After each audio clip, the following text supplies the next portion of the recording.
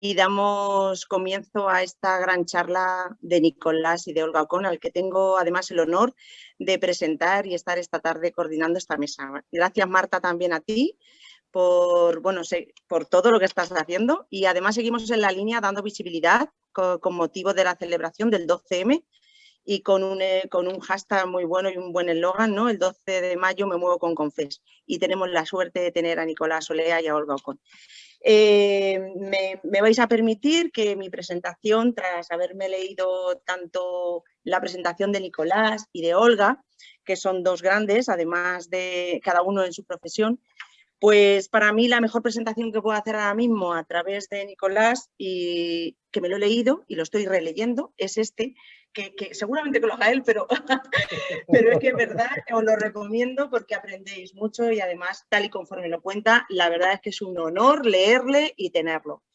Y bueno, de Olga puedo decir exactamente lo mismo, porque gracias a él la conocí y además pues es una maravilla. Así que sin más, si os parece bien, ¿vale?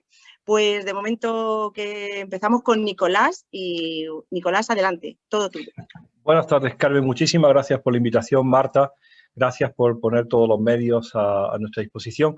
Vamos a comentar cosas de lo que estamos haciendo, como nos decía Olga, de las investigaciones que están en curso y que son todas en torno a exposición humana a contaminantes ambientales para la población general. No estamos hablando de poblaciones especialmente expuestas por su profesión, sino cómo ocurre esa exposición. Yo tengo una presentación rápida que la voy a compartir ahora mismo, si os parece. Esta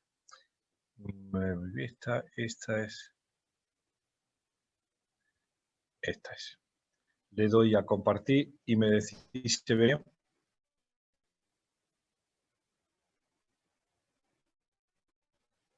Ahí está.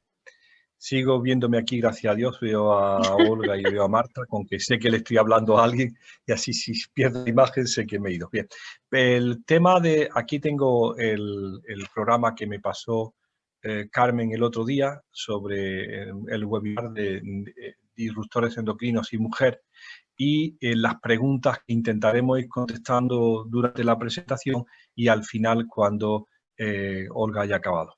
El contenido de mi presentación tiene el concepto de disruptores endocrinos, ya sé que la palabra es fea, pero es lo que trabajamos, y su efecto en la salud humana. Voy a hablar algo sobre especial susceptibilidad de la mujer, que probablemente, como siempre me dice Carmen, me equivoco y lo hago con un lenguaje distinto al que tenía que ser, pero recordad que yo estoy aprendiendo de esto. Las recomendaciones para disminuir la exposición, que me insistía Carmen que es lo que tenía que hacer, y al final el resumen de preguntas y las contestaciones. Las sustancias químicas disruptoras endocrinos, que es lo que le da el título al webinar, son sustancias químicas que tienen efectos adversos sobre la salud humana debido a cambios en la función hormonal, ¿de acuerdo? Como alguien me dijo el otro día, un joven asistiendo a una conferencia, entonces ¿quiere usted decir que hackean las hormonas? Y entonces dije, bien, voy a quedarme con esa palabra, hackear en las hormonas. Pues bien, hackean el mensaje hormonal. Alguien decidió hace millones de años que unos sistemas celulares con otros se iban a comunicar a través de un mediador químico, y estos disruptores endocrinos son contaminantes ambientales que una vez dentro del organismo hackean ese mensaje químico. Y lo que hemos aprendido en estos años es que las fuentes de exposición son universales e inadvertidas y ocurren para la gente normal, como Olga, como Marta, como Carmen, como yo, gente que no tenemos una profesión especialmente de riesgo, ni estamos en Almadén cavando minas de mercurio, ni estamos en la industria petroquímica de Puerto Llano, estamos simplemente en la calle. Se trata de múltiples residuos actuando a bajas concentraciones, y ahí que la administración haya tenido siempre una enorme confianza porque las concentraciones son bajas, pero sin tener en consideración que puede haber un efecto cóctel o combinado entre todos ellos, y que desgraciadamente nunca se ha utilizado con interés regulador. ¿Cuál es el efecto sumatorio? Las curvas dosis-respuesta son prácticas, saben los endocrinos, y la clave, y por eso estamos aquí, es el individuo sobre el que ocurre la exposición. ¿De acuerdo? La toxicología reguladora se ha establecido desde los años 70 en Europa para aquellos que pagaban la factura, el hombre blanco rico del primer mundo. En el año 2000 se dieron cuenta que además de hombres había mujeres, y que alguien tendría que explicar la toxicidad en un organismo distinto, y en el año 2010 han descubierto que existen niños, y ahora se habla de la toxicidad en los niños, cuando no se puede claramente extrapolar en función del peso, porque los niños no son adultos bajitos, sino que son otra fisiología. De todos estos palabras: bisfenoles, talatos, retardantes del fuego, perfluorados, organoclorados, pesticidas, parabenos, filtro ultravioleta, alquilfenoles, que es la familia de disruptores endocrinos, pero como me insistía Carmen, voy a ver si aparece cada 3 una diapositiva de recomendaciones para disminuir la exposición. Efectos en salud humana. Este dibujito en algún sitio pues indica que bien, cualquier sistema hormonal puede verse alterado por los disruptores endocrinos. Puede haber en el adulto, varón y mujer, efectos tiroideos, y mucha gente preguntaba aquí por la tiroiditis crónica, la subaguda, el Hashimoto, y tendremos ocasión de ver que muchas de las cosas pueden estar relacionadas a disrupción endocrinoidea. Obesidad y diabetes, como las dos grandes epidemias del siglo XXI. La infertilidad en todas sus formas, desde la endometriosis en la mujer hasta el bajo contagio espermático en el hombre. Cáncer de próstata, cáncer de mama, todas las alteraciones posibles en el feto y el embrión durante la gestación, y en el niño y niña, pues de problemas en el desarrollo mental como déficit de atención e hiperactividad, al asma, a la obesidad, a la pubertad precoz, todo lo que más o menos, como sabe Olga, venimos estudiando durante el último año. Con una cosa que ella sabe muy bien: cada vez que pedimos un proyecto de investigación de financiación competitiva pagado por todos vosotros, porque lo paga el Estado y al final lo pagan vuestros impuestos, nos lo dan. Es decir, no nos lo dan, sino nos lo dan. Es decir, nos dan el proyecto y al final nos vemos en la obligación de realizarlo. O sea, es mucho. Los mecanismos de disrupción endocrina son múltiples, tanto de estímulo como de inhibición de las vías hormonales, y por tanto los resultados imprevisibles. Hay escenarios de exposición que vamos a pasar muy rápido, porque yo me voy a fijar hoy sobre todo en plásticos. Bebí agua que conciben mucho a pesticidas, productos de cuidado personal y cosméticos, que ya tuvimos ocasión, Carmen, en hablar en otra ocasión, cuando estábamos en Ciudad Real, que era fundamentalmente de filtros ultravioleta, parabenos y benzofenonas. Objetos de consumo en el hogar, y ahí sí que entra mucho el plástico, puesto que textiles, a ver, Marta, los textiles que ya hemos puesto son fundamentalmente poliéster, y el poliéster es un derivado del petróleo. Es decir, que vamos vestidos de plástico, aunque nos parezca a nosotros que por su tacto es seda, lana, algodón. Plástico. Actividades recreativas sería esperando un hijo, que es una situación muy especial que mencionaremos, y los disruptores endocrinos en el medio sanitario, que conoce bien Olga. En el libro que decía Carmen están recogidos los escenarios. Efectos sobre salud humana. Nosotros hemos estudiado algunos de ellos, pero parece que son de interés. La telarquia y la menarquia temprana, es decir, el desarrollo sexual secundario de temprano, la aparición en niñas de 8 años de desarrollo que van al pediatra asustados los padres y que cada vez parece ser algo más frecuente. La endometriosis, cada vez más frecuente, y la segunda conferencia está dedicada enteramente a esto: los tumores uterinos, la disfunción ovárica, la subfertilidad, el cáncer de mama. Tengo aquí el cáncer de vagina por el ejemplo de vínculo al dietiletilvestrol histórico. El efecto en sobre mujer y hombre pues también son comunes, pero ahí tengo indicado con unos números el ratio, es decir, cuántas mujeres por cada hombre. En SQM, con una prevalencia que va desde el 0.04 para algunos al 20% para otros, pues hay una ratio de 8 mujeres por cada hombre. En hipotiroidismo, que afecta al 9% de la población, hay un ratio de 19 mujeres por cada hombre. En hipovitaminosis D, que está en el 65% de los mayores de 65 años, mujeres por osteoporosis, obesidad. Parecería que si juntas infantil, malformaciones urogenitales, cristorquía y pospadia, pubertad precoz en la niña, trastornos neuroconductuales, asma, reprogramación del control del metabolismo y balance energético. Si juntas hombre y mujer, en las cosas que son comunes gana por goleada a la mujer, y las cosas que son de mujer pues son más frecuentes, porque en hombre queda como específico, ligado a disrupción endocrina, específico, pues mala calidad seminal, el incremento en cáncer de testículo y la fertilidad deficiente. Ayer, parece, publicó Shanna Swan su libro, El contagio espermático, y está la gente discutiendo en Estados Unidos si lleva razón o no lleva razón, y se refiere a disrupción endocrina y mala calidad seminal en todo el mundo occidental. La acusan de haberse dedicado solamente al mundo occidental y no hacer caso a otras sociedades. Bien, entonces, cuando empezamos todo esto, y este es el nuevo discurso que hemos añadido, es que la vulnerabilidad biológica de la mujer tendrá algo que ver con la mayor probabilidad de efectos de los disruptores endocrinos, ya sea por una fisiología particular, por la influencia de los ciclos ováricos, la ciclo hormonal, por los cambios drásticos que suponen menarquia y menopausia, por los cambios más llamativos todavía hormonales de embarazo y lactancia, o como dicen algunos, simplemente por la diferente forma de distribución de los depósitos de grasa. El caso es que ante idéntica exposición que el hombre, la mujer parece estar a mayor riesgo, ¿de acuerdo?, de efectos hormonales. Pero también hay una vulnerabilidad social por culpa de género, por las imposiciones culturales y por el patriarcado, por las ocupaciones en el cuidado de la familia, en la crianza, y porque las determinantes de la pobreza y de la dedicación laboral le son siempre desfavorables.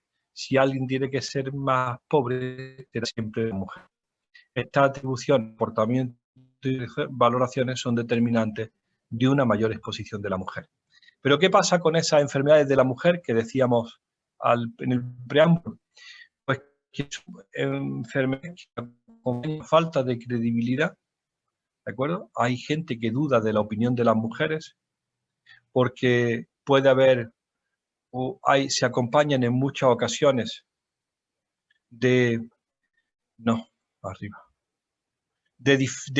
muy deficiente información proporcionada por los profesionales sanitarios, eso lo saben muy bien los ginecólogos, que se toman decisiones porque piensan que las mujeres no van a entender lo que se les está explicando.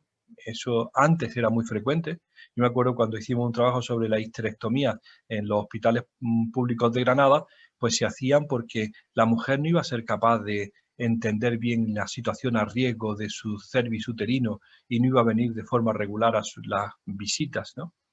La decisión en muchas enfermedades de mujeres están en manos de otros, los profesionales.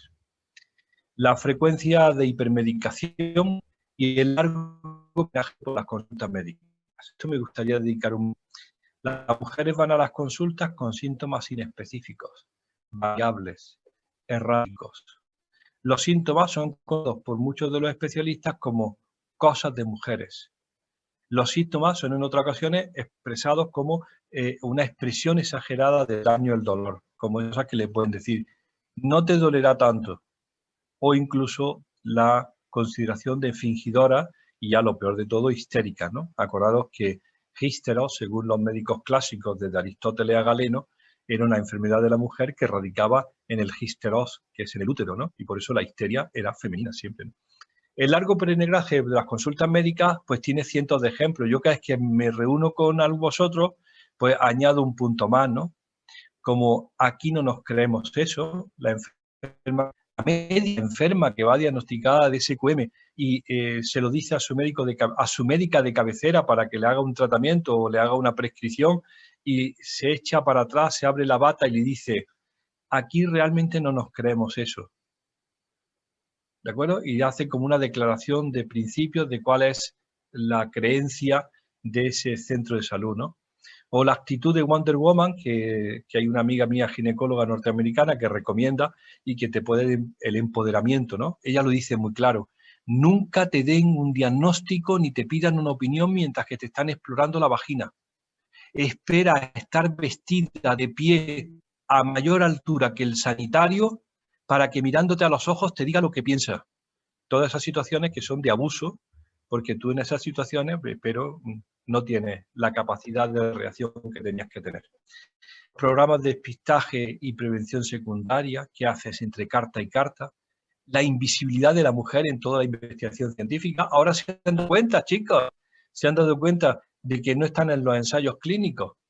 Y ahora, ayer denunciaban que en los ensayos COVID hay menos de un 19% de mujeres. Ah, se le ha pasado incluir 50-50.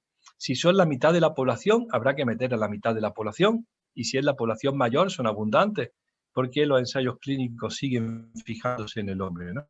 O cuando, esto me lo dijeron ayer, cuando el paciente cuestiona mis métodos, respondo agresivamente. Lo dijo ayer el domingo, estaba asistiendo a un meeting de medicina integrativa y entonces decía, dándose un golpe en el pecho, el médico que hablaba, que reaccionaba violentamente o con aspereza cuando el paciente dudaba de lo que le estaba contando. Bien. Un largo peregrinaje por las consultas médicas. ¿Qué os voy a decir? Con SQM, FMPC o con infertilidad. Ahora nos lo dirá, o con endometriosis. Olga nos podrá decir cuántos años es de media en el retraso diagnóstico. Es decir, cuánto tiempo tardas en que te den una etiqueta desde que tuviste la primera sintomatología, o la anticoncepción, o el hipotiroidismo, la vitaminosis D, sabiendo siempre que el retraso agrava el pronóstico. En definitiva, los estereotipos de género condicionan una vivencia diferencial entre hombres y mujeres, y nunca sometería a un hombre a tal reto de credibilidad. A mí el día que alguien me diga en la consulta, eso será cosa de hombres, cuando yo vaya con algo que me duela, digo, esto es una cámara oculta, ¿no? O cuando me digan, no te dolerá tanto, diré, pero ¿usted qué sabe? ¿Usted qué sabe lo que a mí me duele? A mí me duele mucho, ¿no? Yo intentaba explicar todo esto y mi hija, una de las que tengo que vive, la mayor, que vive en Manhattan, dice, papá, tú no tienes TikTok, ¿no? Digo, no. Dice, te voy a enviar un TikTok que te va a ilustrar mucho tus conferencias. Tenía que por ahí, ¿no? Dice una chica con su cara de cansancio, con su niño durmiendo en brazos, dice, ¿cómo de genuinas somos las mujeres? Dice en la primera frase. Dice, mi marido y yo hemos cogido COVID. Dolores de cabeza, dolores musculares, cansancio. Mi marido no podía vivir y creía que se moría. Dice, yo pensé, mañana me baja la regla. ¿De acuerdo? Entonces, dice, ante esa perspectiva, ante lo que es la regla y lo que es el dolor y lo que es el sufrimiento, pues está claro que la percepción va a ser muy distinta. La vulnerabilidad biológica y social convierten a los efectos de disrupción endocrina en una cuestión de género. Fíjate por dónde, después de estos años, no me doy cuenta que disrupción endocrina es una cuestión de forma. Y yo confundía, y eso me lo ha dicho muchas veces Carmen, yo confundía mujer con madre, pero no, ya me han dicho que no, que las madres son mujeres que eligen ser madres. Pero si eligen madres, te echa encima una responsabilidad enorme porque después de la madre responde la exposición de 3 generaciones. Esta diapositiva ya se ha hecho muy popular en diferentes formas por todos sitios, que es que cuando se expone a un disruptor endocrino hormonal, la madre se expone también el feto, pero también las células reproductivas germinales del propio feto. De tal manera que estos daños epigenéticos, o como quieras llamarlo, pueden ser consecuencia de una exposición en una persona que tú ni siquiera conoces. A ver, te voy a decir otra vez, Olga. En una persona que tú ni siquiera recuerdas. Porque ocurrió en el feto, en el vientre de tu madre, cuando estaba tu madre en el vientre, ¿no? Eso hace que esté muy de moda todo esto, ¿no? El origen fetal y embrionario de la enfermedad y cómo el resto, tu vida condiciona el resto. ¿Y bien? Ahora, esto es la primera parte. Son las I24, llevo 18 minutos. Ahora la segunda parte está dedicada a exposición, que es lo que me decía Carmen que tenía que hablar. Vamos a hablar de uno de los más llamativos derivados del petróleo, que es el plástico. Primera lección, Marta, ya eso tienes que saber. A partir de hoy tienes que saber que el plástico no se produce ni en los campos de las marismas de Huelva, ni cae de los olivos de Jaén, ni siquiera en las viñas de Valdepeña, ¿no? El plástico viene del petróleo. El 7%, el 6,5% del petróleo que se produce mundialmente se convierte en plástico. Hoy acaban de decir los franceses en el meeting ese que estaba toda la mañana que para el año 2030 será el 15% del petróleo será plástico. Los plásticos, pues sabemos ahora mismo cómo han invadido nuestro medio después de COVID, el súper empaquetado, porque tenemos un miedo enorme al germen, y entonces nos venden, no sé qué son esas cosas chiquitillas, parecen ciruelas Claudia, ¿no? Nos venden las ciruelas y los mangos, eso, y las naranjas que ya tienen piel, nos las venden envueltas en film de poliuretano, en una barqueta de poliuretano que metemos en una bolsa de polipropileno y que llevamos en un carrito de policarbonato. Todo derivado del plástico, llegas a tu frigorífico, llenas el frigorífico y tienes tanto peso de embalaje, es el problema, como de comida. Y mirad los números del sector del plástico en el mundo, en millones de toneladas. Embalaje, que se llama packaging, es el mayor consumidor de plástico con 146 millones de toneladas y el que más basura genera, las mismas que se producen.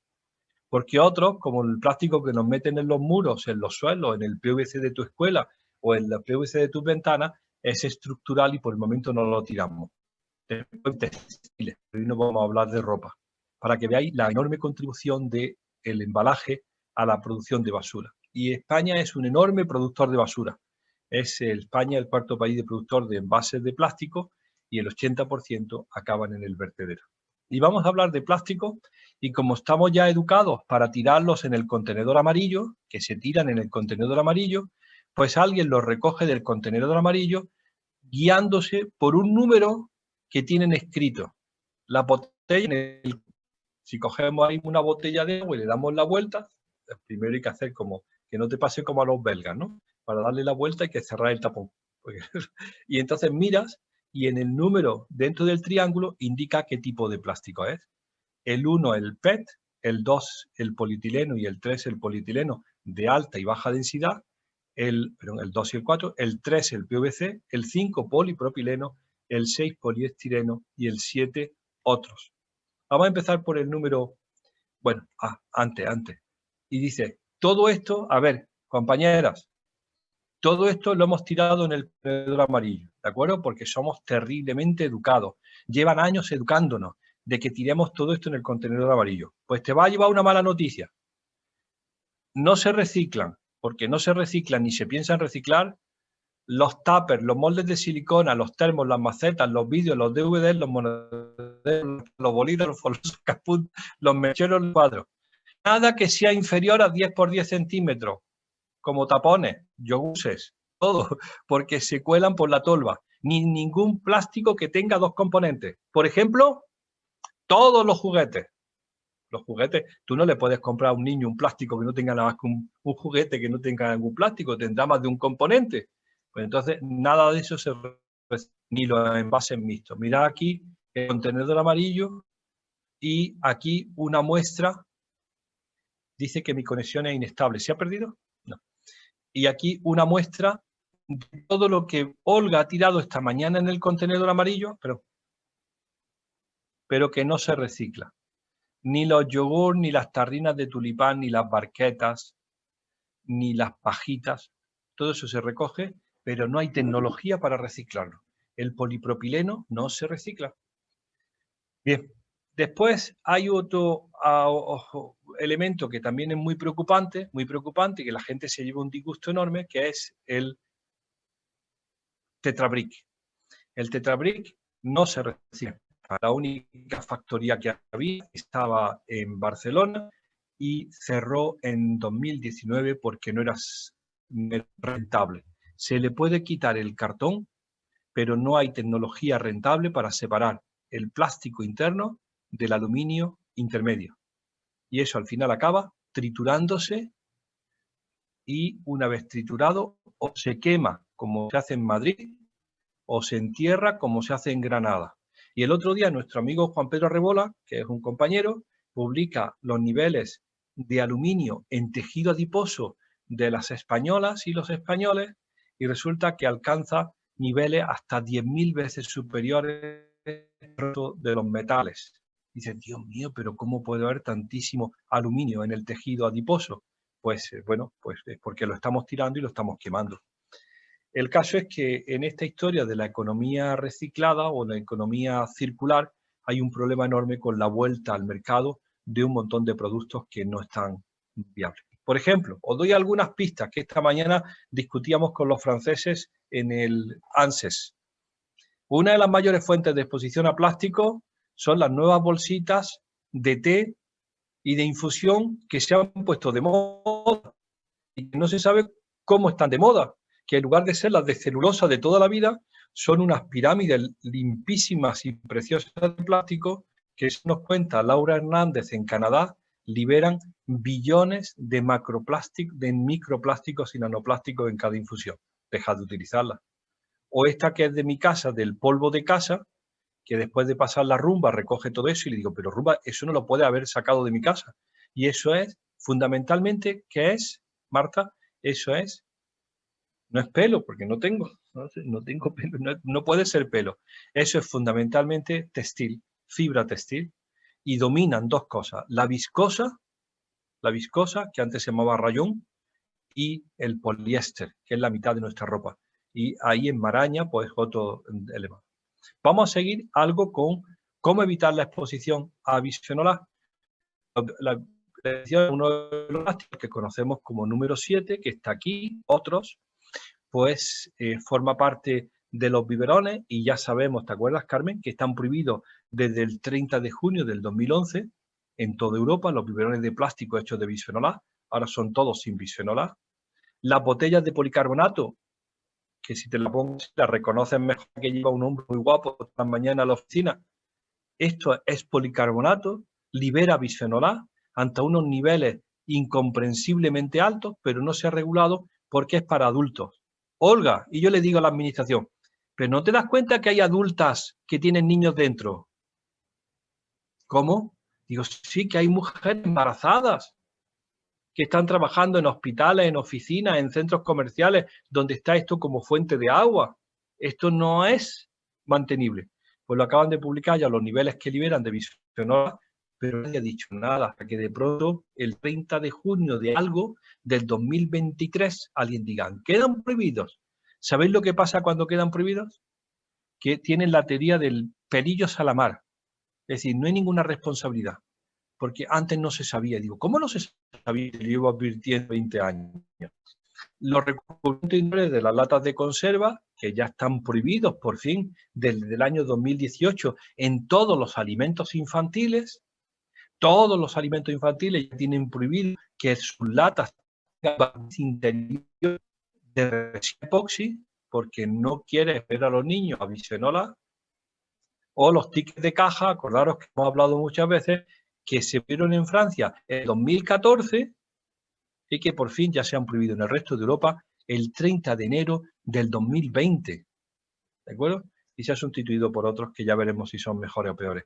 O el bisfenol A y otros compuestos en la unidad de cuidado intensivo, porque los hospitales, como ya sabéis todas muy bien, porque habéis estado en los hospitales, son puro plástico, el de mayor calidad, pero que significan, como pongo aquí, una fuente de exposición importante a los niños de muy bajo peso, fundamentalmente en la unidad de cuidados intensivos. Bien. ¿Cómo evitar la exposición?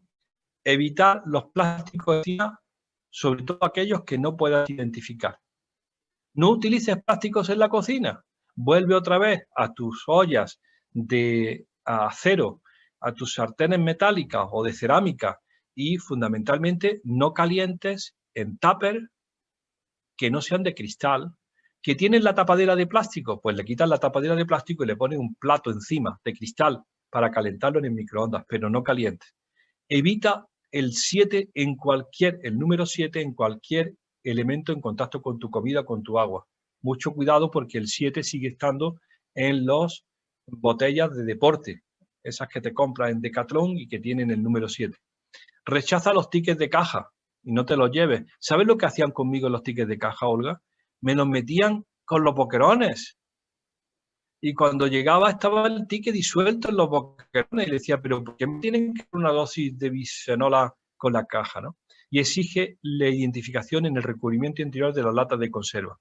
Mientras que no te pongan que no tengan bisfenol A, te vas al cristal. Y si quieres comprar caballa, pues te compras caballa y atún en cristal. Y dejas de comprar todo un plástico que no sabes si lo han corregido o no.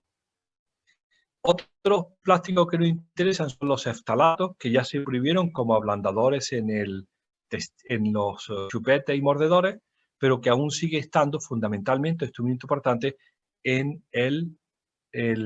los cables. Todos estos cables flexibles del ordenador que tengo aquí, todo esto son la mayor parte de las veces PVC. Evitad, por ejemplo, todo lo que se llama vinilo, las cortinas de baño de vinilo, los guantes de vinilo, porque el vinilo es policarbonato, perdón, es PVC ablandado con talatos. La mejor manera de evitar los talatos, evitar los plásticos en la cocina. Desconfía del PVC. Elige, asegúrate del buen uso del PET. Exige certificados de los materiales reciclados. Y después en cosméticos no decimos nada. Bueno, nos interesa mucho el agua y sabemos que las botellas de agua son un producto complejo, aquí está, que puede contener más de 600 aditivos. A ver, el plástico para hacer una botella es PET, que es inerte, pero para darle las cualidades de color, de resistencia al anhídrido carbónico, porque tienen Coca-Cola, o a los rayos de sol de la playa, pueden tener aditivos. El plástico con aditivos. Yo tenía que el catálogo oficial tiene 600 puestos, y han dicho hoy en el Ministerio francés que existen 4.000 combinaciones de polímeros plásticos. 4.000 combinaciones de polímeros plásticos, y por supuesto el consumidor no tiene información de ninguno de ellos. La clave de agua. A ver, chicas de Ciudad Real, tenéis el agua más barata, bueno, es más barata en Castilla-León. Tenéis el agua más barata de España. En el grifo de Ciudad Real, 1.000 litros valen 1 euro. Os lo voy a decir otra vez. 1.000 litros de agua de Ciudad Real en el grifo valen 1 euro. Y hay un tipo que está vendiendo 1 litro a 1 euro y está convenciéndote de que tú lo que tienes que beber es agua botella. Cuando el ayuntamiento te da 1.000 litros a 1 euro. Si veis que tiene algún problema, pues le decía al ayuntamiento que sois capaces de pagarle hasta el doble, pero que el agua sea pura, ¿no? Entonces, no agua embotellada, agua del grifo de calidad. Bien, estoy acabando ya. Nos saltamos los textiles y vamos al plástico negro. Esto se llama el WEEE, que es la basura de los equipos eléctricos y electrónicos, que no tiene, por el momento, un buen sistema de reciclaje. Se está reutilizando.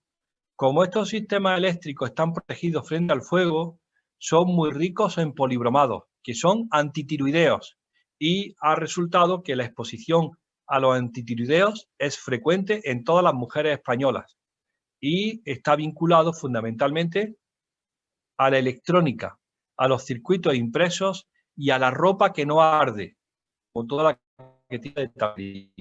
Esta es la exposición. Apaga la electrónica. No pasa nada por encender el televisor. No tiene por qué estar toda la noche en stand-by. Y sobre todo no tienes por qué tener, como pasa aquí, esas lucecitas encendidas toda la noche, el internet hablando con el router con el televisor y el televisor con el ordenador. Toda la noche calentito y desprendiendo polibromado. Busca textiles sin retardantes del fuego. Airea tu casa mañana y noche, si es posible, más de 15 minutos. Y si hay circulación, cuando no haya circulación en la calle, no vuelvas a barrer el suelo, aspíralo, porque hay que sacar ya el polvo de antes. El polvo de ahora, de dentro de la casa, es un polvo químico que tienes que sacar fuera. Y rechaza alimentos grasos. El último me parece que es en torno a las sartenes antiadherentes y los perflorados. Nosotros empezamos a presentar, Carmen, esta diapositiva hace 15 años y decíamos, compra las sartenes no PFOA, que son tóxicos, que son obesogénicos, hasta que ya por fin el ABC, ¿de acuerdo? El ABC, que no tiene ningún signo de periódico revolucionario o enejista, publicó los valores de los perflorados y la sangre de todos los españoles, señalando que los catalanes, los vascos y los gallegos tienen más que ninguno. Esto le gusta mucho al ABC, porque significa que los que hablen distinto, los que hablan distinto están más expuestos. ¿Cómo disminuye teniendo uno o más hijos? Como la mejor manera de quitárselos de encima por ser compuestos persistentes es pariendo pronto, pariendo mucho y dando mucho el pecho. Nuestro último paper, que lo sabe Olga, nuestra última publicación que está en prensa desde ayer, es perflorados en la leche materna del Banco de Donantes de Granada. ¿De acuerdo? Todo esto se transmite de madre a hijo por la leche materna. ¿Cuál es la manera? Así que tenéis ganas de leeros lo que son los fósforo, aguas oscuras. ¿Cómo evitar la exposición a perfluorado? Cambia tus utensilios de cocina de plástico. Rechaza los tejidos antimanchas. Evita los tejidos milagros que no se mojan y exige un control de residuos en el agua del grifo. Que tu ayuntamiento haga controles de... Para finalizar, ya hay un signo de nuestros tiempos. Sabéis que estamos en el Antropoceno y el signo de nuestros tiempos es el... Ya está, estoy pasado de tiempo. Es una piedra que va a aparecer al lado de nuestros huesos. Igual que en el Paleolítico aparecía una piedra labrada y en el Neolítico a nosotros va a aparecer una piedra especial que se llama, por decirlo en inglés, los geólogos, plastiglomerates, el plastiaglomerado. Piedras que ya han incorporado por fundición plástico en su interior.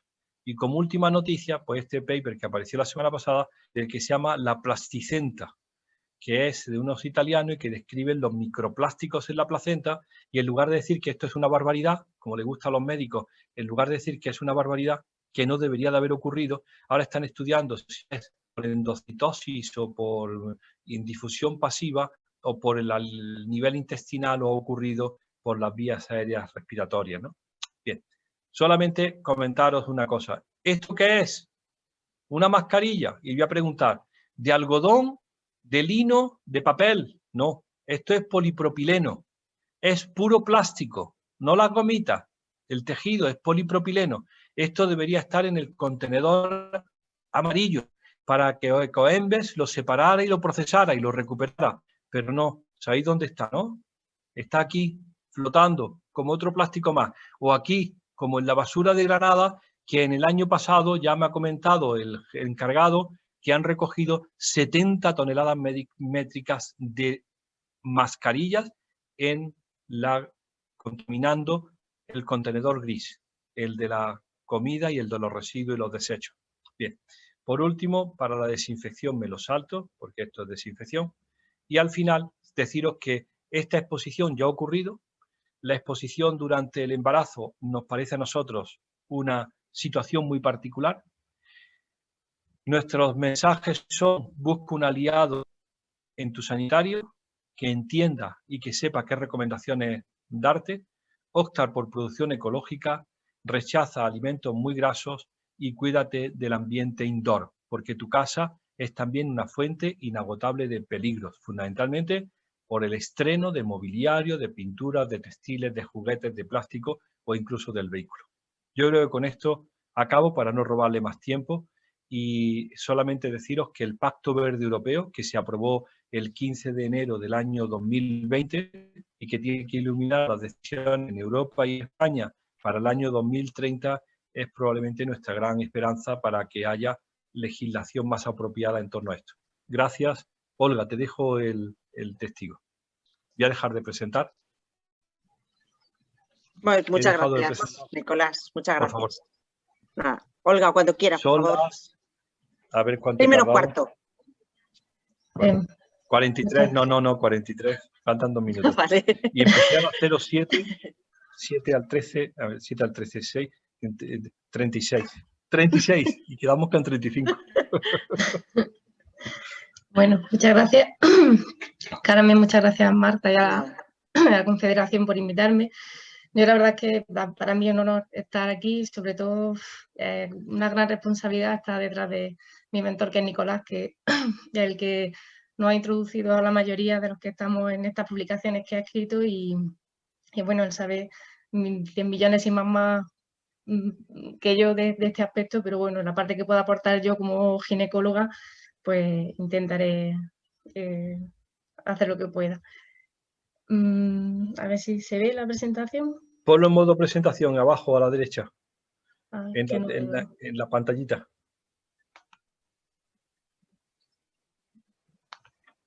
¿Se ve ahora? Sí, perfecto. Vale. Pues bueno, la parte específica de este seminario, en las conferencias que se están dando en esta organización, pues bueno, se nos preguntó hablar sobre disruptor endocrino y mujer. ¿Y por qué a mí?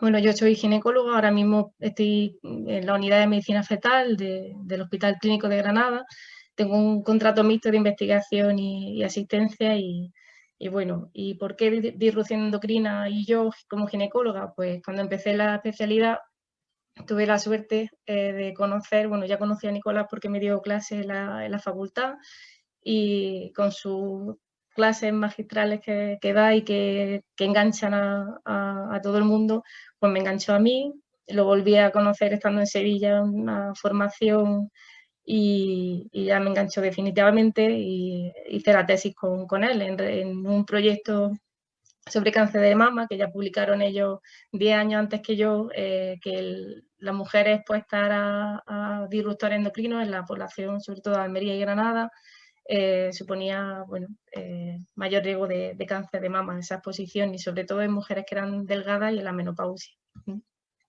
Y yo, pues bueno, revisé la supervivencia de esas mujeres a los 10 años y parecía que la supervivencia era mayor, probable relación con ese aspecto hormonal que podía estar detrás. Bueno, otros proyectos en los que he participado y bueno, siempre en relación a la salud materno-infantil y bueno, la peculiaridad que ya también ha comentado Nicolás, que tenemos las mujeres y nuestra descendencia el problema de que realmente la investigación y la ciencia en nuestra salud es muy reciente. Más cerca del 80% de los esfuerzos de investigadores de toda la ciencia que se ha hecho hasta ahora ha sido sobre el hombre, porque las mujeres directamente se excluían porque podían estar embarazadas. Y ahora nos estamos dando cuenta de, bueno, y que precisamente por eso son etapas más vulnerables de muchos cambios y que requieren de un esfuerzo especial y adicional porque no conocemos mucho de la fisiología de la mujer, de la fisiología en el embarazo, de los efectos en esas etapas tan vulnerables y también en el desarrollo del bebé, que es el más vulnerable de todos. Pues ahora mismo nos ha pasado con las vacunas COVID, que ahora parece que están diciendo que si las mujeres sí embarazadas se vacunen en la lactancia cuando los ensayos clínicos no han participado o han participado o sea, porque no sabían que estaban embarazadas y ya con esos datos pues parece que es seguro. Y lo que decía Nicolás, no solamente una biología diferente que no conocemos, sino que también tenemos unos roles que hacen que los riesgos de enfermedad sean diferentes. Un ejemplo, por ejemplo, el uso de la medicación y las dosis y las pautas, la mayoría que nos tomamos el paracetamol de 1 gramo cada 8 horas, pues se estudió en hombres y nosotros asumimos las mismas dosis y las mismas pautas en las mujeres. Y como dice, por peso, como los niños. Un niño no es un adulto pequeñito, tiene otra fisiología. En este sentido, bueno, otro proyecto en el que colaboré, el de Infancia y Medio Ambiente, un estudio, bueno, un proyecto que se lleva en varias ciudades de toda España. Granada participó pues son cohortes, bueno, son estudios muy peculiares los de evaluar el efecto de la exposición a contaminantes en la salud, porque no hay solo un factor que determine una enfermedad, son múltiples y más en cosas que son más difíciles de definir. Entonces, bueno, se hacen estudios a muy largo plazo, de años, y en este caso esta Infancia y Medio Ambiente son cohortes con binomios madre e hijo, y Granada participó con mujeres y sus hijos varones para valorar, estudiando en placenta, en sangre de cordón y evaluando a las madres y luego también a los hijos durante varios años qué efectos podía tener la exposición. Y con varios proyectos, como dice Nicolás, que tenemos la suerte o la mala suerte de que nos financian los proyectos que pedimos en este sentido, porque al menos ya sí están prestándole más interés. De estas colaboraciones, pues bueno, salieron varias publicaciones, por ejemplo, caracterizando los campos electromagnéticos a los que están expuestos nuestros niños. Nosotros evaluamos a estos niños cuando ya tenían 10 años. No se valoró los efectos en salud porque también es muy complejo y se requieren números muy grandes de niños para realmente ver esa potencia del efecto. Lo que describió es que todos están expuestos a mayor o menor grado y vivan donde vivan. Entonces, tenemos siempre como esa lucecita del ordenador, esa radio, ese aparato eléctrico siempre encendido, y están expuestos nuestros niños que están en desarrollo y son vulnerables. Entonces, más vale aplicar ese principio de precaución aunque nos digan que están por debajo de los límites permitidos, pero ¿cuáles son los límites permitidos? No es como cuando se hace un ensayo clínico con un fármaco que sabe la dosis exacta, qué aplicación, y está haciéndole análisis, evaluaciones muy estrechas, cuando estamos expuestos a muchas sustancias químicas que se producen y como se supone que son dosis bajas no van a tener efecto cuando no cumplen los requisitos de un fármaco en un ensayo clínico, para nada. Se producen y no siguen la misma normativa y estamos completamente expuestos y no sabemos qué es lo que está pasando. También se valoró, pues bueno, hay mucho trabajo ya que reconocen el papel de los disruptores endocrinos en la función tiroidea, y la función tiroidea es muy importante en el desarrollo del sistema nervioso en los niños. Y en trabajos que se realizan en este grupo de niños de Granada se vieron que los niveles elevados de la hormona que controla la función del tiroides, que viene del cerebro, pues estaban asociados a peores puntuaciones en baterías neuropsicológicas que se le hacían a los niños. En cuanto a normativas, que Nicolás está muy metido en presionar a la administración, porque si ellos no toman medidas es muy complicado reducir la exposición de la población. Pues aunque se tomen medidas, si la población tampoco conoce, eso también es un problema nuestro, que nos cuesta mucho divulgar y que la población en general entienda que ellos también pueden tomar medidas para reducir su exposición, no solo la administración.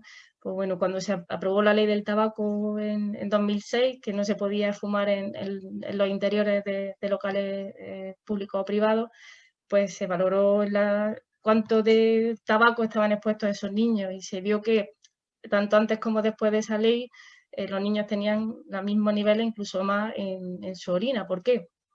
Vale, no fuman los padres o los niños no están en un bar con gente fumando, pero en su casa sus padres o sus familiares sí fuman, y más porque no pueden fumar en otros lugares. Pero si se entiende que el tabaco en la infancia, la posición pasiva, supone un perjuicio bastante severo en los niños, pues probablemente se reducirían más que leyes solamente en otros ámbitos.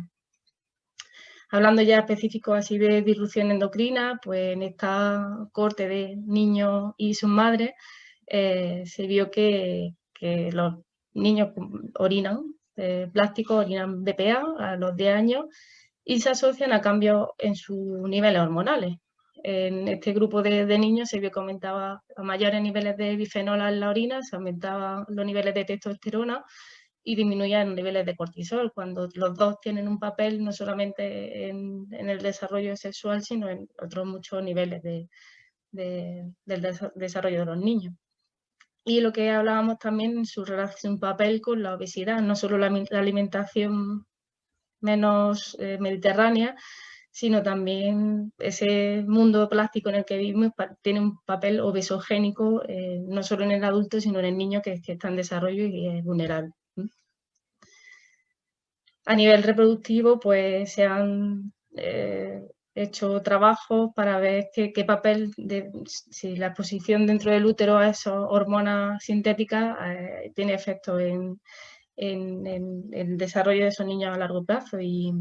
Y bueno, se han hecho algunas medidas, pues como, bueno, basándonos en cómo se identifican los sexos en los animales, de la distancia entre el ano y los genitales, si son hembras o machos, pues bueno, también se vio en los seres humanos.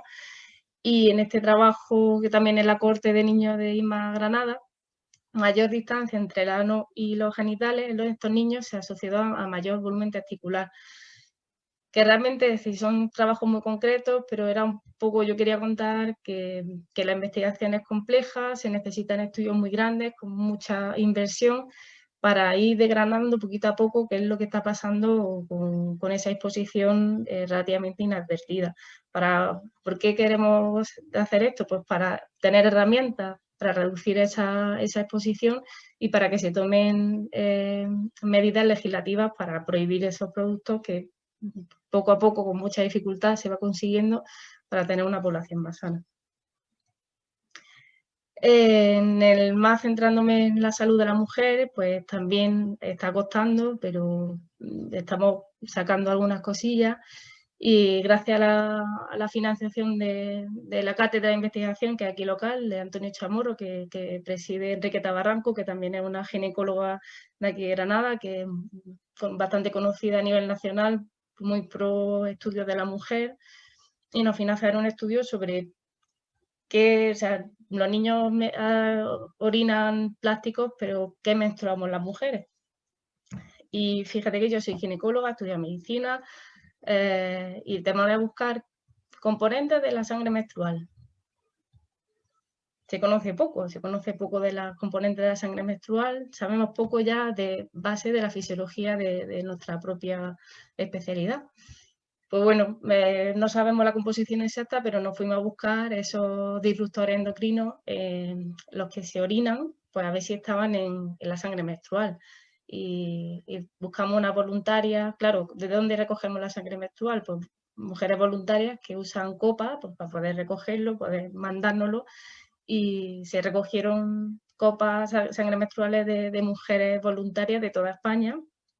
Y se desarrolló la metodología analítica pues, para ver cómo analizamos esa sangre menstrual.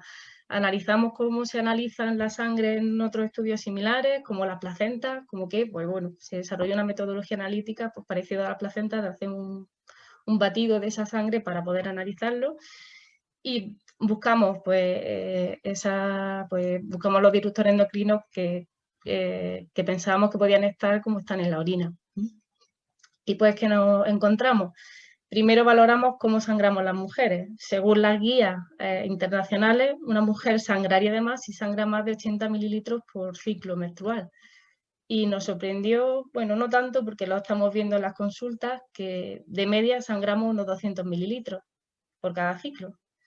Y si veis, no sé si señala el puntero, pero cerca del 75% de las mujeres que voluntariamente donaron su sangre están por encima de esa normalidad que se nos dice. Realmente pues no sabemos si es que se ha estimado mal ese sangrado de las mujeres, sangramos más de lo que se nos decía, o es que estamos sangrando más ahora.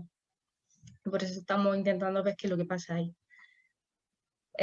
Cuando se desarrolló esa metodología para buscar estos productos en la sangre menstrual, pues de 25 muestras analizadas, en el 100%, al menos encontramos 3 compuestos de los que llamamos pseudopersistentes. Son disruptores endocrinos que estamos diariamente expuestos a ellos y los vamos eliminando por la orina, que no son como los pesticidas o así que se acumulan en la grasa.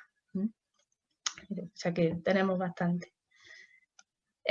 Otra alumna de enfermería que hizo el trabajo final de grado con nosotros, pues comparó de 10 muestras que analizamos con otras muestras que ya se han analizado previamente en otros grupos de población, pues la leche materna, la orina, placenta y suero, y extrañamente se asemejaba más a la leche materna. Eso puede decir que también por la sangre menstrual podamos tener más componentes, no sé, graso, en fin, pero bueno, que igual que encontramos en la leche materna, en la orina, en la placenta, en los sueros, pues en la sangre menstrual también tenemos este tipo de sustancias. Este trabajo es más reciente, es en el mismo grupo de mujeres que fueron 57 voluntarias que nos donaron su sangre menstrual y 12 de aquí de Granada, aparte de su sangre menstrual, a la vez que nos daban la sangre menstrual, nos daban su sangre del brazo para ver si eran similares.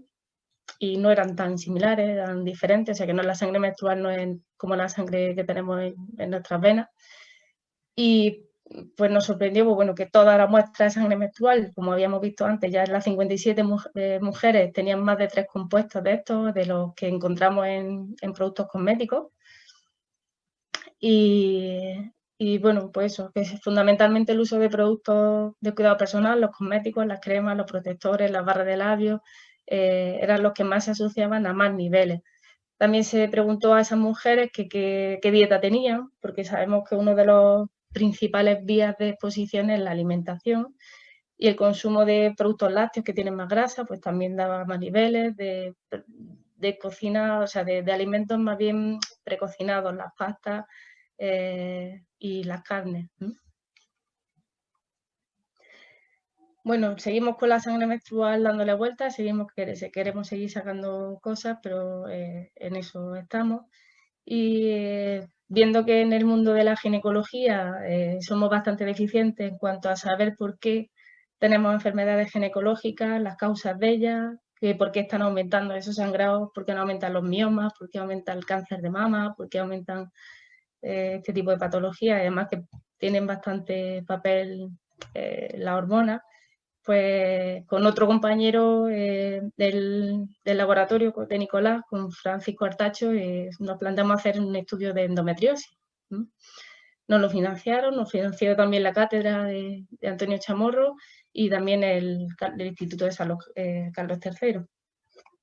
¿Por qué no fuimos a la endometriosis? Porque es una enfermedad bastante frecuente. ¿Qué es la endometriosis? El tejido que tenemos dentro del útero, que se llama endometrio, es su sitio habitual dentro del útero y es el nido que se prepara todos los meses para anidar a ese huevo que se fecundaría, y si no se fecunda, esos cambios hormonales hacen que se descame y tengamos la menstruación. Pues la endometriosis, ese tejido está fuera del útero.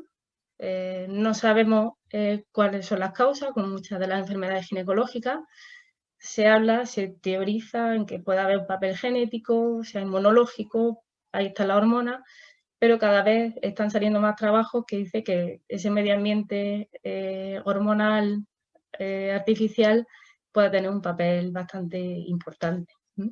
El problema de esta enfermedad, pues bueno, eso es muy frecuente, pero realmente no tenemos unos datos que nos digan, pues, porque no hay registro a nivel nacional, al menos en España, de la endometriosis, pero se estima que una de cada 10, 15 mujeres tenemos endometriosis. Eso es bastante. Y sobre todo el retraso en el diagnóstico, porque el dolor con la regla se ha normalizado muchísimo tiempo. Entonces, el principal síntoma que tienen las mujeres con endometriosis es dolor con la regla. Y con esa normalización, el que te aguantas, que son cosas de mujeres, pues hay un retraso de hasta 10 años en ese diagnóstico.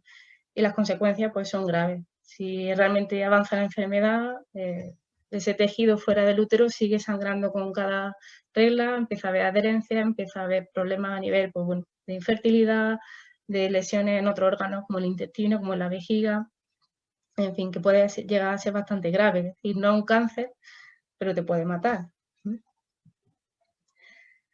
Pues la ciencia se va haciendo eco de todo esto, hablan de eso, del papel de los disruptores endocrinos en la enfermedad, pero que se siguen necesitando más datos para poder afianzar esta teoría, datos clínicos poblacionales, cuantificar esa exposición, que ya lo hablado Nicolás, es muy difícil porque las fuentes son ingentes, son múltiples los compuestos, puede haber efectos combinados, antagónicos, pero bueno, hay que hacerlo. Y caracterizar, hacer buenos diseños en los estudios para poder ver qué es lo que está pasando y si ese origen es compartido con otras enfermedades ginecológicas que también vemos que están aumentando en la consulta, pues esos sangrados anómalos, esos miomas, ese cáncer de mama, esa infertilidad y también los problemas de embarazo. Ya se han hecho incluso en cuanto a los gastos que supone, si realmente no existe esa exposición, se reducirían los costes por los problemas de salud que podemos tener las mujeres, y lo estimaron aquí en 1,5 billones anualmente en Estados Unidos. Porque bueno, hemos hablado de enfermedades ginecológicas que cada vez se asocian más a esa disrupción endocrina, los miomas, el síndrome ovario poliquístico, esa infertilidad o subfertilidad, la endometriosis, que son muchos. Incluso las sociedades científicas, una que es como el tótem nuestro, que es la Sociedad Americana de Ginecólogos y Obstetras, ya en 2013 se hizo eco de que bastantes enfermedades ginecológicas pues están detrás de estos tóxicos ambientales con actividad hormonal, pero carecemos de un programa educativo, salvo que tengas la suerte de tener como profesora a Nicolás en las carreras sanitarias, porque es un problema diario de que acuden pacientes con síntomas no solamente ginecológicos, sino como la sensibilidad química múltiple, fibromialgia, fatiga crónica, y que te dicen que la endometriosis, que cada vez está más definida, y que te dicen que tengas cansancio con la endometriosis no es normal, que eso será otra cosa, y eso es mi compañera ginecóloga que lleva 30 años trabajando en esto, y le diga a la paciente que no, que eso no tiene nada que ver, que se busque la vida por otro lado.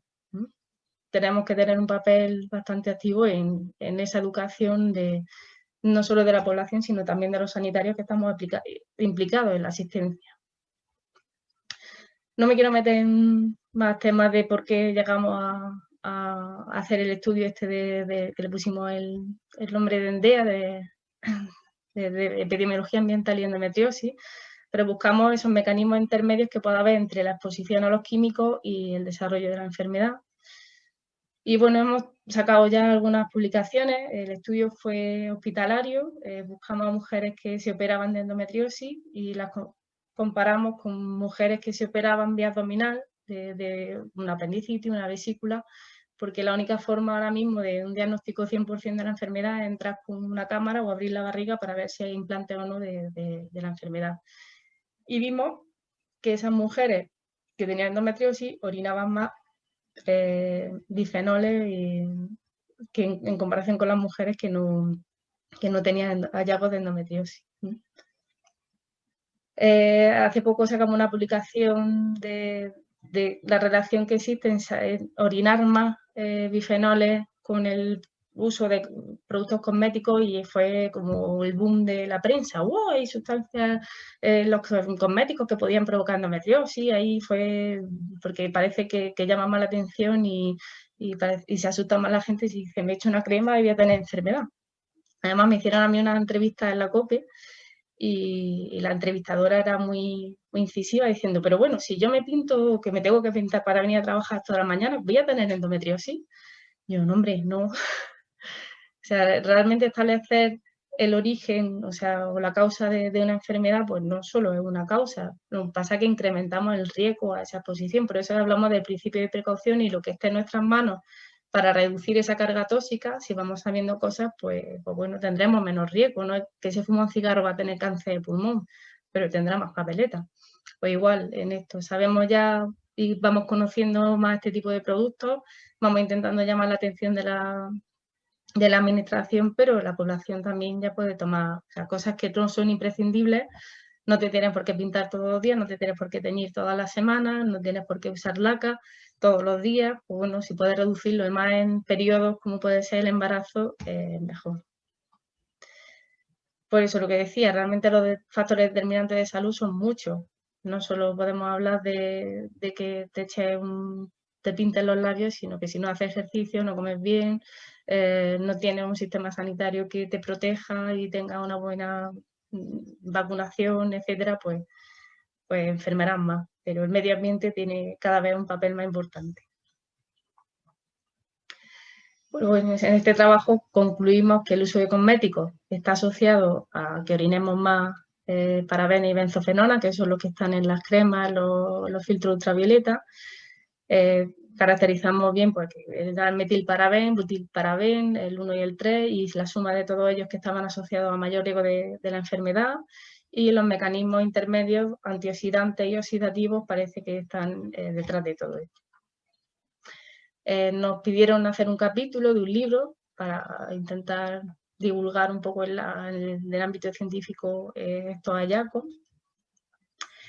Y pues con mi compañero, con Fran Artacho, quisimos ir un poco más allá. Pues no solamente prevenir la enfermedad, sino una vez que tiene la enfermedad, cómo es esta enfermedad.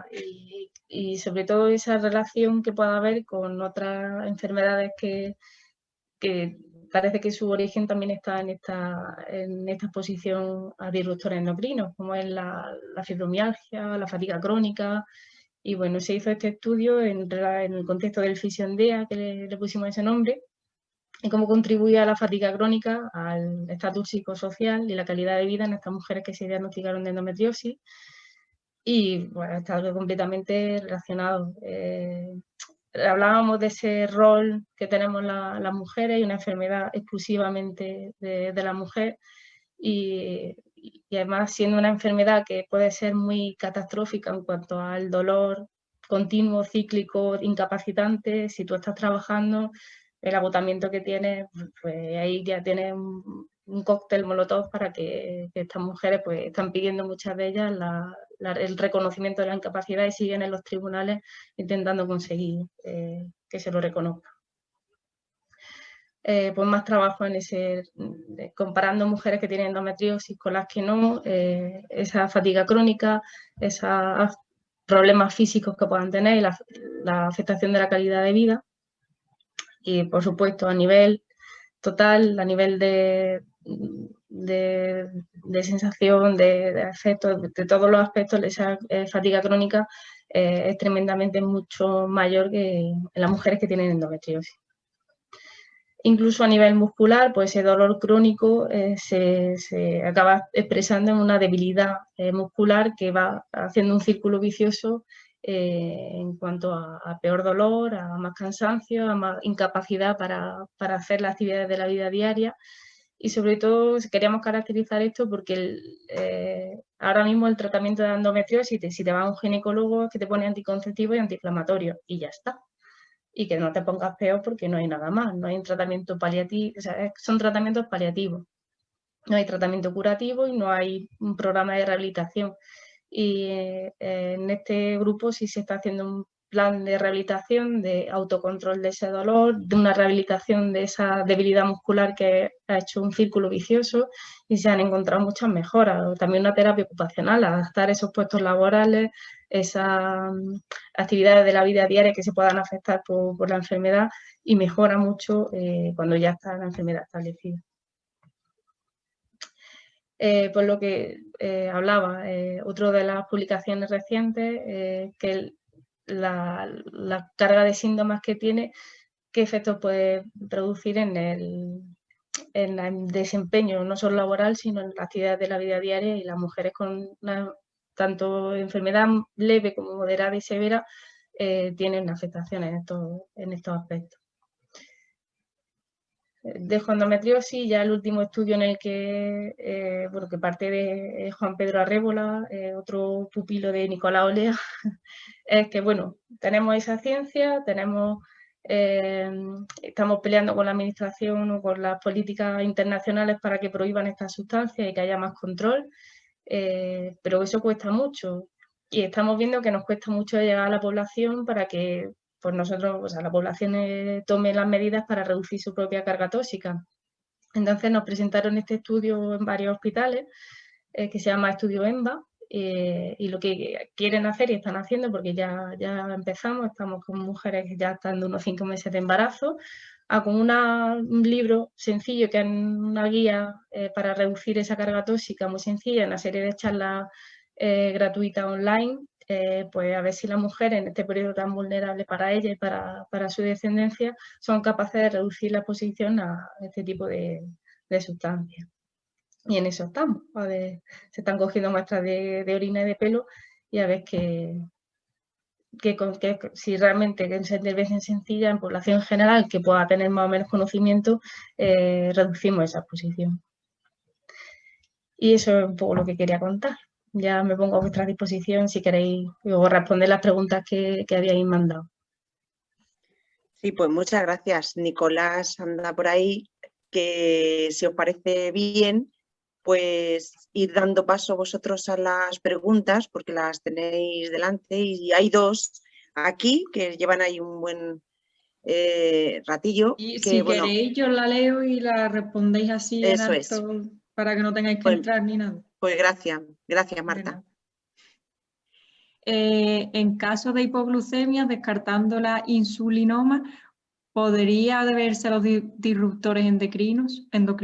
¿O cómo saber si lo...? Marta, déjame contestar a mí. Antes, Olga, después tú dices algo. Mira, hay dos preguntas, una sobre sistema digestivo y esta sobre hipoglucemia. Es una cosa curiosa, ¿no? Empezamos en disrupción endocrina con las hormonas de Olga, con estrógenos y mujer, hace 30 años. Después pasamos a algo de antiandrógenos en varón, después algo de tiroides, pero ahora el gran boom es disrupción metabólica, ¿no? Tanto que me están convenciendo a mí todos de que en lugar de hablar de disrupción endocrina, hablemos de disrupción endocrina y metabólica. Porque cuando se ha metido el efecto hormonal de estos compuestos químicos en la regulación del metabolismo y los efectos a nivel pancreático, a nivel digestivo y en la regulación de la ingesta y la obesidad, pues parecería que la gran pregunta pendiente es, como decían los que están interesados, cómo afecta toda esta exposición química a sintomatología que parecía ajena, ¿no? Como era el metabolismo de los glúcidos o el metabolismo de las grasas. Así que probablemente sí. Lo que pasa es que no sé, ¿tenemos alguna relación directa nosotros con hipoglucemia en alguno de nuestros modelos, Olga? Que yo sepa, no. Sí. En general, fíjate qué cosa más curiosa para el que está preguntando. En el estudio último este de Human Biomonitoring, estamos desarrollando marcadores específicos que cojan, que capturen el efecto combinado de varios compuestos químicos. A ver si no solamente podemos medir el residuo de unos compuestos en orina, sino si dejan alguna marca en bioquímica, en sangre. Y ahí tenemos unos marcadores excepcionales como el BNDF, el Brain Derived Neuronal Factor, o la quispectina, moléculas nuevas que no sabemos muy bien cómo funciona, pero siempre nos vemos obligados a considerar la batería completa de hormonas estrogénicas, hormonas androgénicas, árbol tiroideo y metabolismo. Y probablemente vamos a tener con medidas sencillas, como dice la persona que ha consultado, con los niveles de glucemia y de glucosa en sangre, vamos a tener una información importante si están relacionadas con la exposición. Pero es un trabajo en curso, tendrá que esperarse. Pero muy interesante porque al final por ahí puede haber una salida importante. Hay una cosa muy buena que ha dicho Olga, entre las miles de cosas que ha explicado también, hay una cosa muy buena. No todas las enfermedades son disrupción endocrina, ni disrupción endocrina es el gran factor determinante de enfermedad. Es, como ya he dicho, modos de vida, mil cosas. Pero la ventaja que tiene, y eso ha insistido ella, es que la exposición química, es prevenible, porque sabes que existe, cuáles son las situaciones y puedes disminuir tu exposición. Y para aquellas personas como muchos de vosotros o de vosotras que sois el canario en la mina, de acuerdo, que sois los primeros en poner de manifiesto que la exposición química está ocurriendo, imagínate si el sector de exposición química tiene valor en lo que es génesis de enfermedad o etiología de enfermedad, ¿no? Vale. Es que, vale. Sí. Siguiente pregunta. A ver, ligada a esa pregunta había otra que era ¿cómo saber si los disruptores están afectados? ¿En qué? Que si los disruptores están afectados. Sí, podemos medir. Si la pregunta es tan sencilla como parece, sí, como decía Olga, medimos la exposición en orina, en sangre o en cualquier fluido o en cualquier tejido. Lo que hacemos es cuantificar los residuos de esos compuestos químicos en lo más accesible. Lo más accesible es la orina y después la sangre. Aunque gracias a Olga y al equipo de ginecólogos, nosotros dimos un campanazo midiéndolo en placenta, ¿no? Y teníamos un placentario de 600 placentas de toda España donde podíamos medir esos disruptores, ¿no? Pero con un problema, Marta, que nosotros medimos lo que conocemos, pero no medimos lo que no sabemos. Así que puede haber otros candidatos compuestos químicos que nunca hemos explorado, ¿no?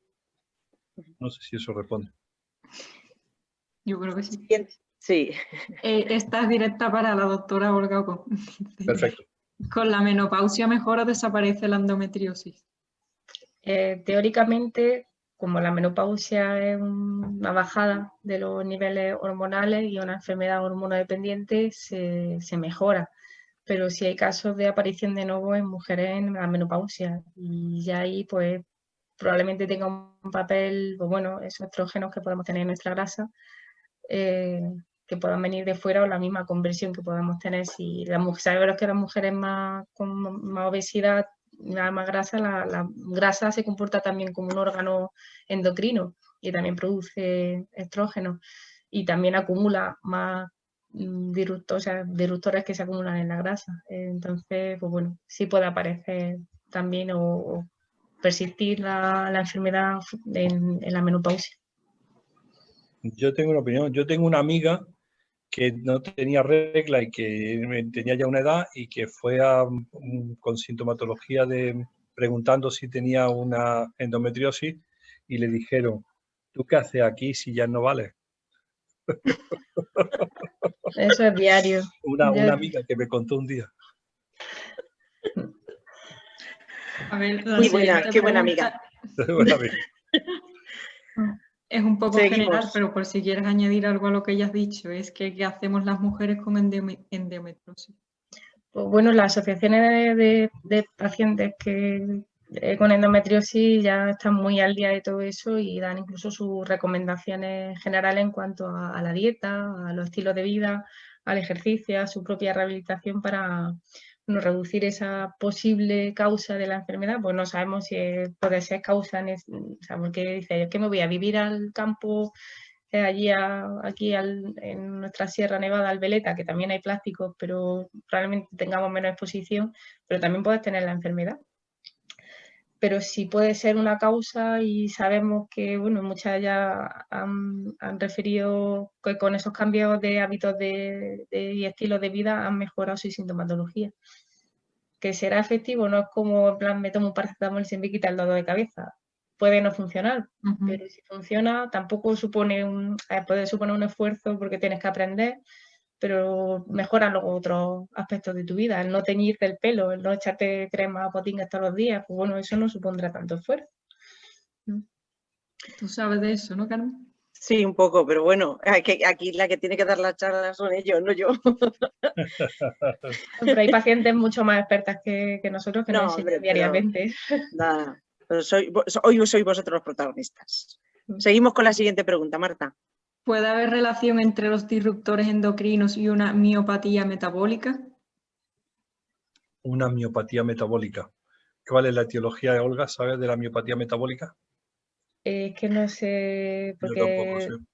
hay Pero sí se metabolopatías que acaban dañando los músculos, porque tendría que definirse un poco más, no sé.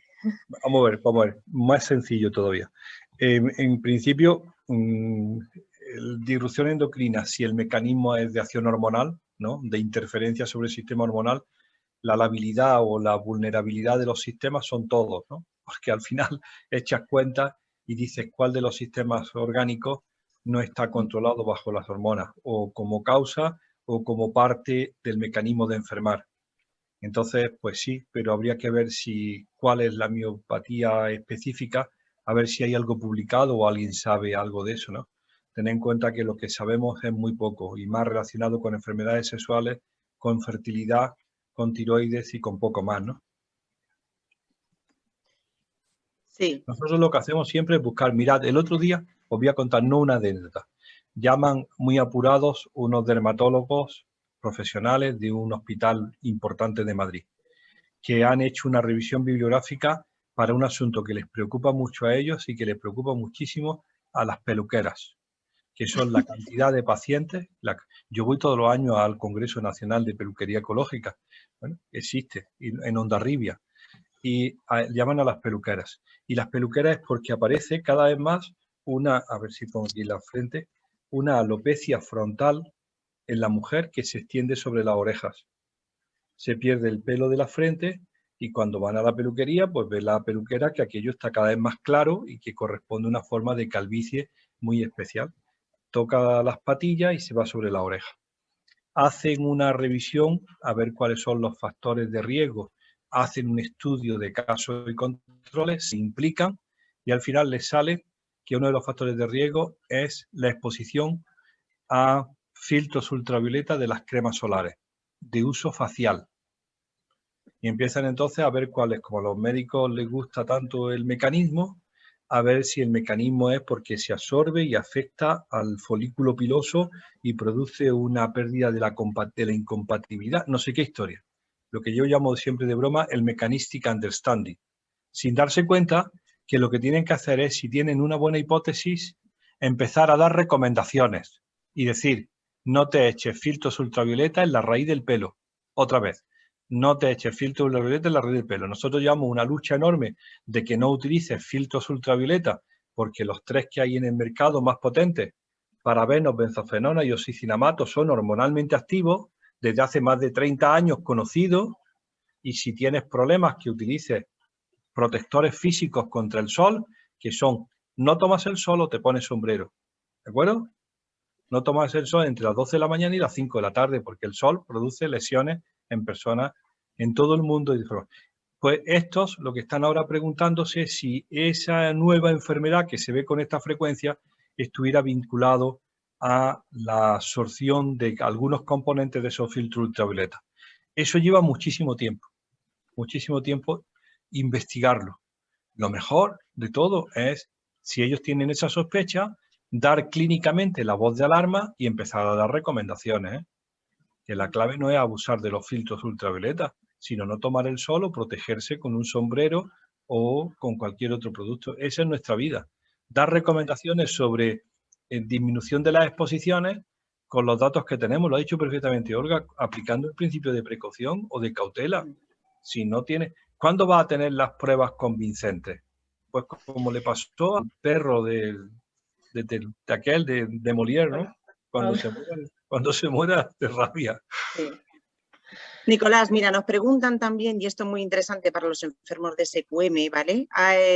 Voy por orden, que no ha quedado muy claro qué mascarillas podríamos utilizar mejor, puesto que si la que tú nos has dicho es plástico, imagínate nosotros que vivimos condenados a vivir detrás de una mascarilla mientras que esto no tenga solución. Las mascarillas, por ejemplo... Mira, hay un problema enorme, sobre todo, mira, el mayor problema con las mascarillas es la inventiva humana, ¿de acuerdo? Sobre todo de los que quieren elevar el precio con un valor añadido.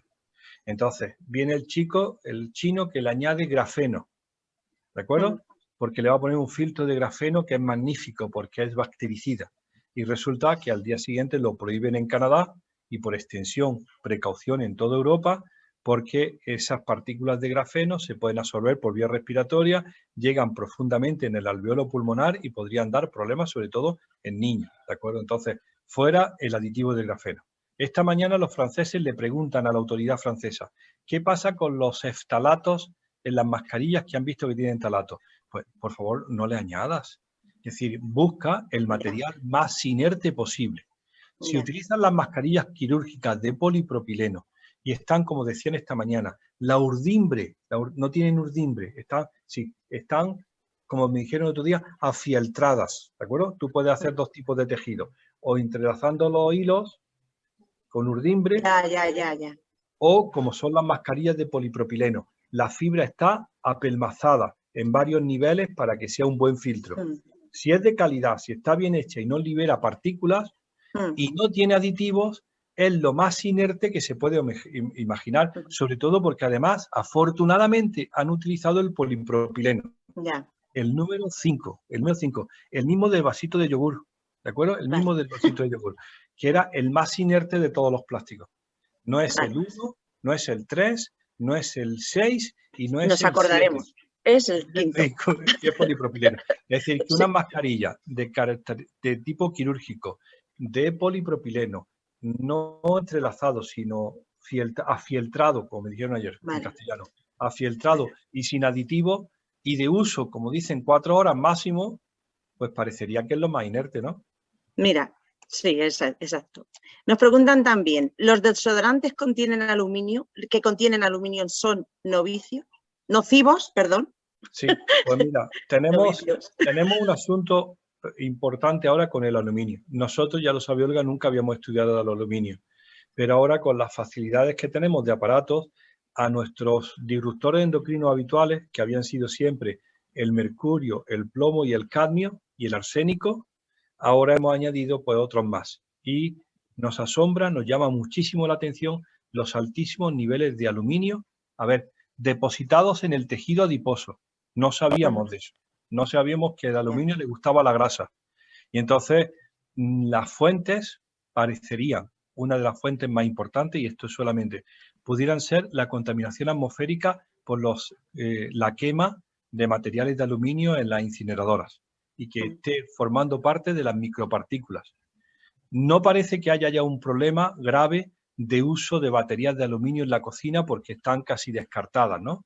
Hay muy poca batería de aluminio y se utiliza mucho más el acero o la cerámica. Y el segundo lugar están los cosméticos, ¿no? Y ahí aparecen desodorantes como base de las sales de aluminio. El gran rey del aluminio, y eso lo sabe muy bien Olga, son los antiácidos, ¿de acuerdo? Porque es por dosificación en muchas de las personas de forma reglada y masiva, ¿no? El antiácido de aluminio que tomas porque tiene unas malas digestiones, grandes ardores y te lo tomas como un pastillón, ¿no? De sales de aluminio. Esa parece que es la fuente más importante de exposición. Bueno, pues la idea es disminuir esas exposiciones. A ver, en otras palabras, muy sencillo. Si tienes duda de que ese desodorante con aluminio sea bueno o malo, cómpralo sin aluminio. Claro, ¿Qué más te da? Claro. Cómpralo sin aluminio. Pues la siguiente pregunta, Pues. sí, es verdad. La siguiente pregunta tiene mucho que ver con los cosméticos, porque es de Ana. Trabajé 25 años en la industria farmacéutica y me pregunto si los disolventes orgánicos utilizados a diario en el laboratorio se comportan como disruptores endocrinos. Pues mira, de los disolventes, fundamentalmente los volátiles, nosotros hemos insistido siempre que no, ¿de acuerdo? De los más volátiles. Y de hecho, en los modelos que nosotros tenemos en el laboratorio no funcionan como disruptores endocrinos. Tienen otros tipos de toxicidad y probablemente tengan ese tipo de toxicidades más complejas en el animal completo, en el animal entero, ¿no? Como se dice en experimentación animal. Pero nosotros, como los modelos que tenemos son generalmente, lo sabe Olga, de carácter hormonal vinculado a lo que llamamos receptores nucleares. Y lo que vemos es la competencia de esa sustancia con los receptores nucleares, que son factores de transcripción nuclear que hacen que se expresen determinados genes. Los solventes no entran en ese juego. Es decir, que lo que hay de sano, de grandes solventes, no entran en ese tipo de toxicidad, aunque tienen otra, ¿no? Ya. Muy llamativa. De hecho, hay una cosa muy interesante, déjame que te cuente. Hay una cosa, sí. En muchas veces en la industria química, ante un disruptor endocrino, por ejemplo, la producción de un talato, no ha habido exposición laboral porque los trabajadores de esa industria están protegidos muy bien frente a los solventes. Fíjate qué cosa curiosa. Están protegidos frente a los solventes que acompaña ese producto que ahora nosotros decimos que es disruptor endocrino y no han resultado expuestos por el miedo que tenían a la exposición a un benceno o a una acetona, ¿no? Curioso que se hayan protegido frente a algo que se reconocía como tóxico y por añadidura se han protegido frente al compuesto que a nosotros nos interesaba. Vale. Sí. Otra pregunta, el aparato digestivo, ¿de qué manera tiene relación con la SQM y los químicos? Sí que es verdad que las personas que tenemos SQM, ¿vale? Es verdad que tenemos muchos trastornos digestivos, mucha inflamación y mucho dolor de estómago, gases. Nosotros no hemos trabajado. ¿Tú tienes información en eso, Olga? Bueno, sí. Que ahí entra en el saco roto del intestino irritable o de la enfermedad inflamatoria intestinal, que sí hay trabajos que parecen que asocian... Mira, Olga, te cuento, esta mañana en la reunión del Ministerio francés, teníais que haberla visto, ¿no? 6 horas, seria, con las autoridades sentadas y aguantando el chapetón, eso que aquí no ha pasado nunca en España, ¿no? Aguantando que le echen en cara esto, porque estaban estudiando nanopartículas de titanio, de dióxido de titanio y dióxido de silicio, como aditivos en alimentos, ¿de acuerdo? Uno que da el blanqueo y el otro que le da la esponjosidad. El silicio, ese mismo con el que se hacen los ladrillos, las casas y eso, se utiliza como un aditivo alimentario.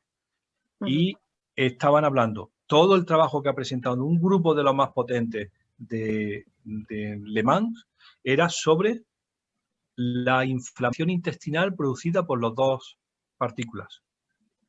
Y toda la información, y tú lo lees y hablas de inflamación intestinal y daño local y dices, pero esto no puede seguir así, tanta estupidez y tanto tiempo.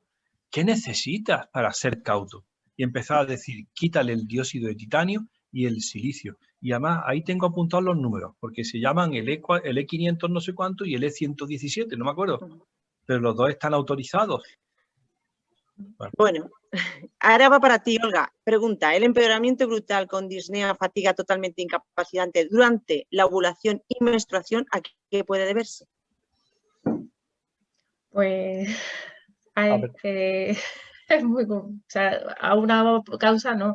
A ver, el tener dificultad respiratoria con la menstruación, puede haber pues una endometriosis en el pulmón y que acabas teniendo ahí una motora. Eso, pero ya ahí sería ahí que no se te quitaría cuando termina la regla, eso es ya algo clínico. Pero una que asociado a los cambios menstruales, hormonales, pues eso, más sensibilidad a los cambios hormonales, la sensación de cansancio, pues estamos hablando en el mismo contexto de la asociación de una enfermedad, en principio, que se le pone un nombre, endometriosis, pero que tiene asociación con fatiga crónica, con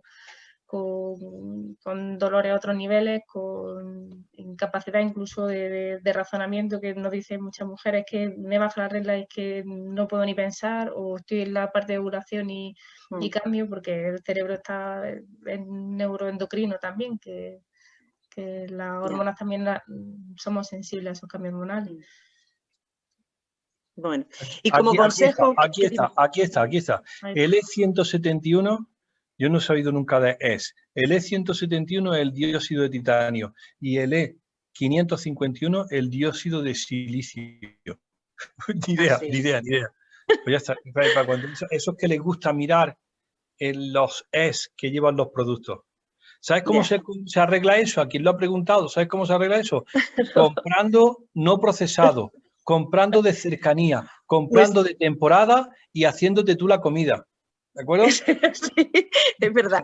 Yo te iba a decir, y darnos un consejo ahora, tú como ginecóloga, ¿vale? Y a todas las mujeres que padecen endometriosis y están en un momento, además, bueno, pues que cuando vamos a engendrar estamos muy preocupadas con las cosas que tomamos y tal. Eso es para que tú nos aconsejes, para quien nos pueda estar escuchando, ¿vale? Y a Nicolás le voy a decir que qué recomendación, ahora que viene, bueno, pues es verdad que viene el verano y sabes que nos tenemos que proteger y tal. Lo acabas de responder con lo que has dicho, pero bueno, a los dos un breve consejo, ¿cómo nos lanzaría? O sea, ¿qué nos recomendáis? Tanto en tu profesión como en lo tuyo, Nicolás, por favor.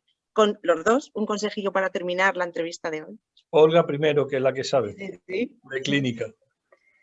Yo, bueno, entender que nuestra salud depende fundamentalmente de nosotros y que si vamos a echar mano de que profesionales sanitarios nos expliquen todos nuestros síntomas, probablemente la mayoría no echen mano de estos aspectos. Entonces, pues, si depende de nosotros y podemos hacerlo, pues aplicar sobre nosotros ese principio de precaución. Lo que no necesitamos, no lo hagamos, busquemos esa información, pues el libro de Nicolás es una buena herramienta, porque es difícil cambiar muchos hábitos, pero si se quiere, se puede. Se puede, bueno, es difícil, pero bueno, hay que intentarlo. El consejo que ha dicho Nicolás viene muy bien, sí. Que cuando tienes una enfermedad te aplicas más y desde el punto de vista de si quieres un embarazo y tienes dificultades, te aplicas también más. Y si estás embarazada y te preocupas por tu descendencia, pues también se puede aplicar. Muchas gracias, Olga. ¿Y Nicolás? Yo te quiero sacarte una foto. ¡Ay, qué bien! Pues mira, yo creo que una de las mejores maneras es con esto que tenéis otro más. Yo sé que la asociación y la federación está montada porque tenéis un problema de salud y habéis buscando respuestas a vuestras preguntas, pero es absolutamente necesario que haya un empoderamiento de las personas, estén o no en situación de enfermedad, ¿no? Porque no va a venir la solución nunca desde arriba, ni desde la administración, ni desde la sanidad.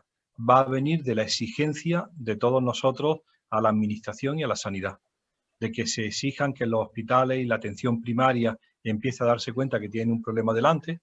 Yo les digo siempre, colocan una antena de telefonía móvil en tu azotea, en tu ático, y tú vas y le preguntas a tu médica de cabecera, doña Mari Carmen, ¿eso es bueno o malo?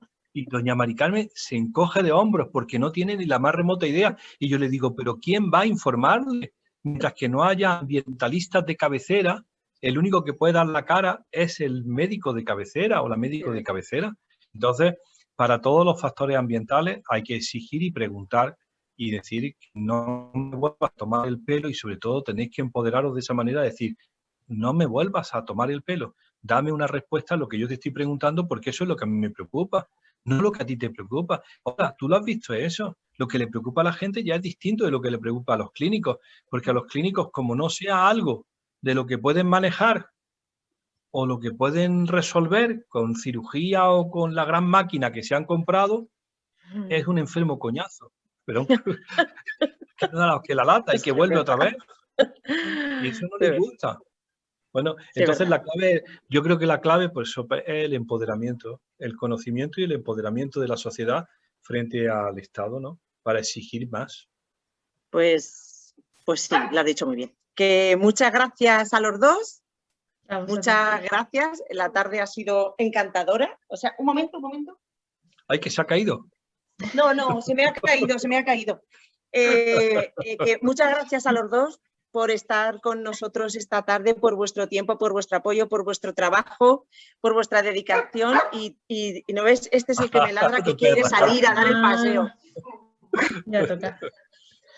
Y acuérdate una cosa, que del chocolate nunca vamos a hablar mal. Del chocolate nunca hablaremos mal, por más que sepamos. Gracias a todos, ¿vale? Gracias. Gracias a todos los asistentes. Gracias, Nicolás. Gracias, Olga. Gracias, Marta, ¿vale? Gracias a todos. Muchas gracias. Gracias. Chao. Adiós. Trabajando. Nos queda todavía cosméticos y textiles. Eso el próximo día. Lo grabaremos y lo compartiremos. Si te lo paso, Nicolás, y a ti también, Olga. Gracias. Gracias. ¿Vale? Un abrazo. Chao. Adiós. Un abrazo. Adiós.